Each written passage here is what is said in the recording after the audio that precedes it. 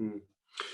Just on that point, I was just reading the YouTube live session, and one person's just asked about the question of leaving the country. It's back to you, Simon. Told you I'd get you back tonight. Of mortgage interest rates. If you become an expat, does your mortgage interest go up? Because I rather suspect if you entered an agreement for a period of time, is there a clause in the buy-to-let mortgage to say, well, you can't leave the country? Well, within the T's and C's of every mortgage, you are expected to inform the lender of any changes of circumstance, and that also comes down to income and employment. However, we very rarely do report that back to the lender, although we're supposed to. So if you become expatriate, you are meant to tell the lender that that has happened, and at which point the lender will then decide whether they want to continue as a lender with you or whether they would like you to remortgage away. There are enough lenders out there in the market space, especially in the limited company market space, where becoming an expat won't make any difference, particularly to the interest that you pay on your mortgages. The golden rule generally is that you need a tax footprint in the UK. You can help with that, Simon, obviously. That you file a tax return, okay? That you've got a UK address, a UK presence, a UK bank account, UK credit card, okay? So everything that a lender would normally see if you were still in the country. Then you can get a mortgage relatively easily and or leave the country and come back, and it shouldn't make any difference whatsoever. If you kind of disappear off the face of the earth, no tax returns, still receiving rent income from UK properties, yeah, etc., etc., your credit file kind of disappears, then it becomes really difficult, because what you've demonstrated to a lender is that you are prepared to go, kind of under the radar, at which you are an absolute liability to lend to, for obvious reasons. Nice, good answer. Good answer. A question that was posted before the session tonight from David was about property income being in one person's name, where they are high rate taxpayer, and they want to use a vehicle such as a deed of trust and a Form 17 if they have things jointly owned.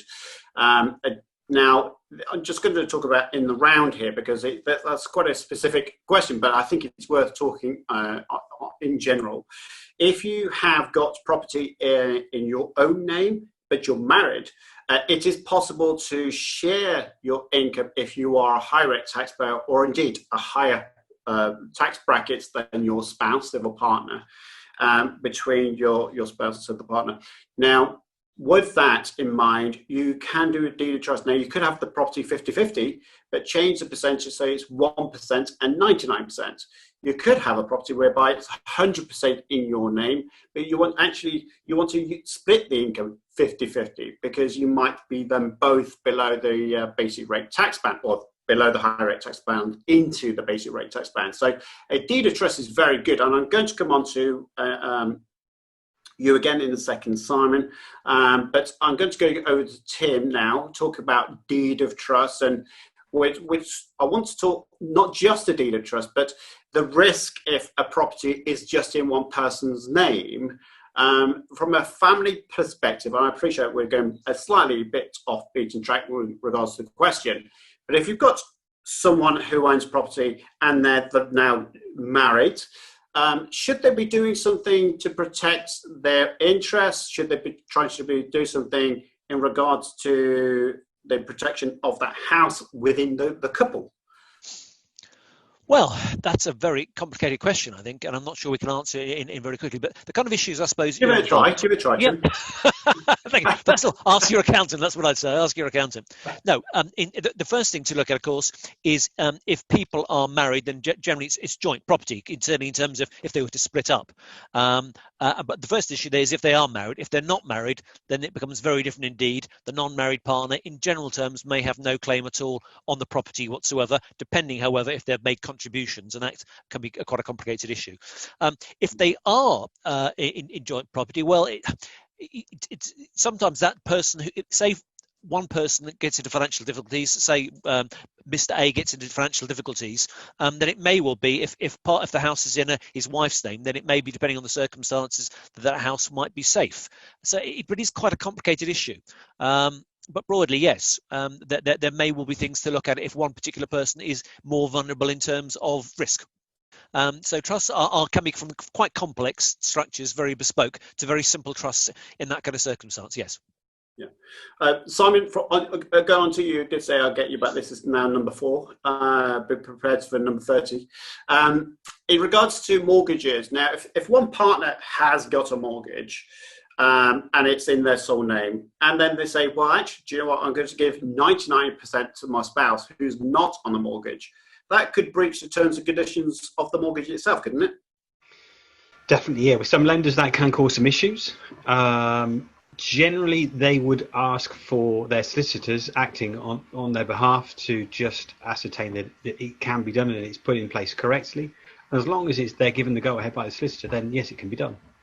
As long as it doesn't breach T's and C's within the agreement and document. And I see that done a number of times. Yeah, to transfer of equity, gift of equity, etc. Just continue that though again, and I'm just thinking about risk. I don't know why, but I've got risk on my brain tonight.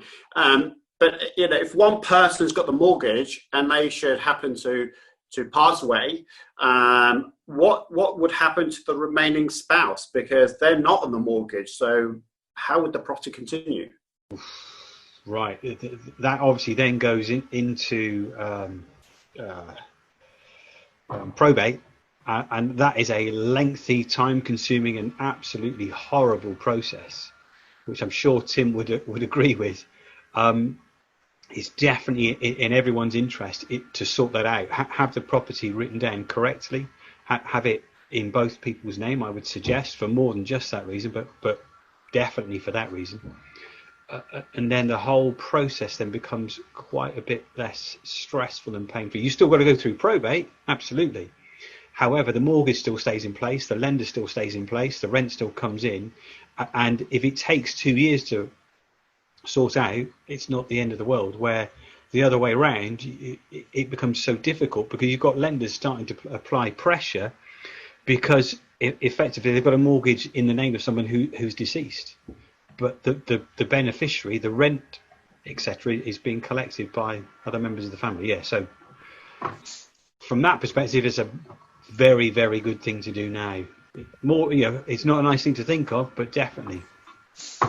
And from a mortgage perspective, did you say that the other person would have to reapply in terms of if someone passes away, one spouse, the other spouse remains, even if it was written in the will, the remaining spouse has to apply, and if they're not working because it was full-time in property but now relying on property income alone, could that also provide problems? Yeah, it can provide problems. Yeah, absolutely. Yeah, it's not unheard of to then have to go and find different lenders to which meet the criteria under which you find yourself.